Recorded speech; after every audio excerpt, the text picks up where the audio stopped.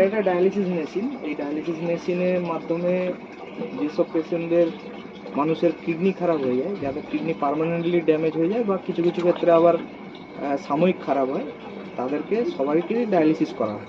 এটা dialysis machine. এই dialysis মেশিনের মাধ্যমে এই রক্তটা মানুষের শরীর থেকে নিয়ে এসে ডায়ালাইজারের মাধ্যমে, এটা হচ্ছে ডায়ালাইজার বলে, যেটাকে আমরা ফিল্টারও বলতে পারি। তো এই ফিল্টারের মাধ্যমে ব্লাডটা যাচ্ছে, এই ব্লাডটা ফিল্টার হয়ে পিউরিফাইড ব্লাড আবার পেশেন্টের শরীরে রিটার্ন হয়ে যাচ্ছে।